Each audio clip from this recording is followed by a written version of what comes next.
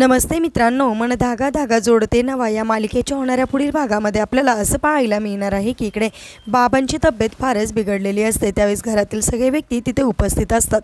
त्यावेळेस लगेचच इकडे आदर्श म्हणतो, कशामुळे असं झालं असेल काकांना। त्यावेळेस शालका म्हणते, कशामुळे काय, त्या आनंदीनेच केले हे सगळं, नको नको ते शिकवत असते ना त्यांना।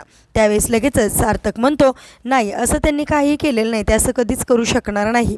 त्यावेळेस लगेच सुधा म्हणते की इथून पुढे तिला सांग, तिला काही गरज नाही यांची काळजी घ्यायची, तिने यांच्याकडे लक्ष द्यायचं नाही। तर इकडे भिंगरी आणि आनंदी दोघीसुद्धा देवघरामध्ये असतात।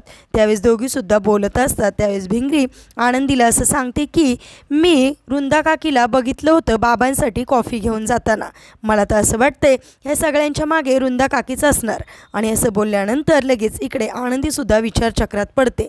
आता खरोखर वृंदाची कुत्र्यागत धुलाई करत आनंदी वृंदाचा खरा चेहरा आता सुधासमोर आणताना आपल्याला पाहायला मिळणार आहे। एपिसोड कसा वाटला कमेंट करून नक्की सांगा। असेच मालिकेच्या पुढील अपडेटसाठी तुम्ही आपल्या रंजक मराठी चॅनेलला नक्की सबस्क्राईब करा। थँक्यू।